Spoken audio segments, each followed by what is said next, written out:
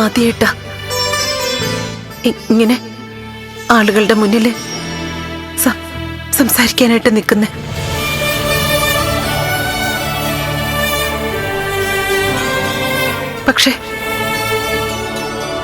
പക്ഷേ എനിക്ക് പേടിയൊന്നുമില്ല. എന്റെ ഒപ്പം എന്റെ ബാലുണ്ട്. ബാലു മരിച്ചിട്ടില്ല. നിങ്ങളുടെ നേതാവായിട്ട് നിങ്ങളുടെ കൂടെ തന്നെയുണ്ട്.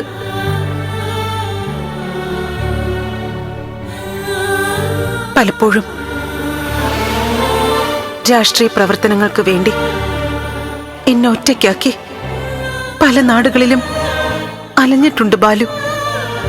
ഇവിടെ ഇരിക്കുന്ന നേതാക്കൾക്ക് അതറിയാമായിരിക്കും. അതിന്റെ പേരില് ഞാനും ബാലുവും തമ്മില് പിണങ്ങിക്കഴിഞ്ഞിട്ടുണ്ട്. അന്നൊക്കെ ബാലു പറയുന്ന മറുപടിയുണ്ട്. ചിരിച്ചുകൊണ്ട പറയൂ, എടി ചന്ദ്രേ, എന്നെങ്കിലും ഞാൻ മരണപ്പെട്ട നിനക്ക് എന്റെ പാർട്ടിക്കാരുണ്ടാവോടിന്ന്.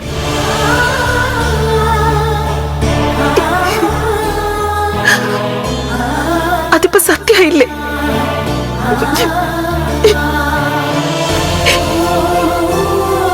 എന്റെ ബാലുന്റെ പാർട്ടിക്കാരാ ഇപ്പൊ എനിക്കുള്ളത്.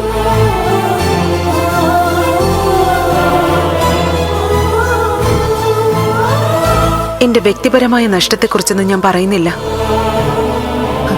സിദ്ധാർത്ഥൻ പറഞ്ഞതുപോലെ ബാലുവിന്റെ സ്വപ്നം നിറവേറ്റുക എന്നത് മാത്രം എന്റെ സ്വപ്നം.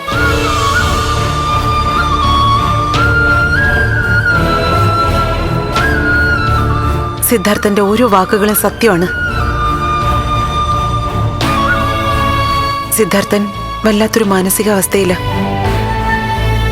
സിദ്ധുവിന്റെ ആ പിരിമുറുക്കം മറ്റാര് കണ്ടില്ലെങ്കിലും ബാലുവിന്റെ ആത്മാവ് കാണുന്നുണ്ടാവും.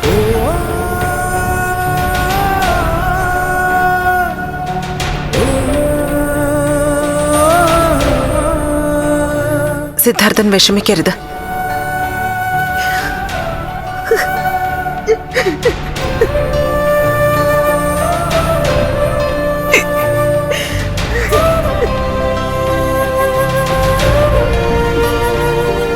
മോളെ ദേവികെ,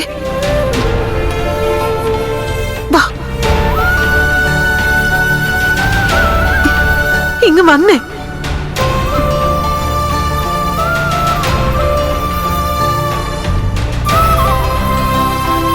വാ ആന്റി.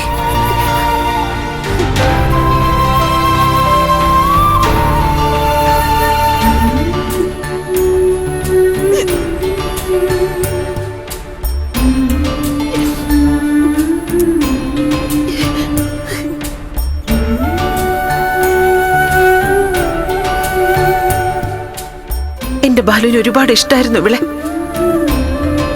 ഞങ്ങളുടെ മേരിയെ പോലെ.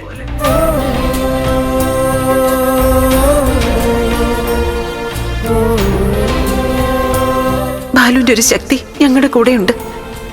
ആ ശക്തിയില് നമ്മള് ദേവികയെ വിജയിപ്പിക്കും.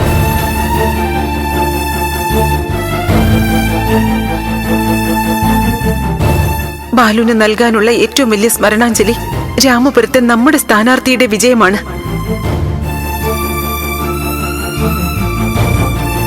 ബാലുവിനെ കുറിച്ചുള്ള ഓർമ്മകൾ പങ്കുവയ്ക്കണമെന്നാണ് ഇങ്ങോട്ട് വരുമ്പോൾ ഞാൻ കരുതിയത്.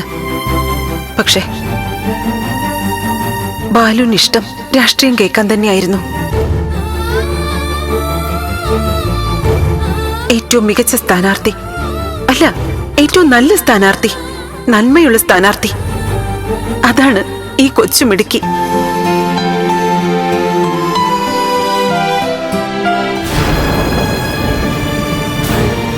സമാധാനമായല്ലോ?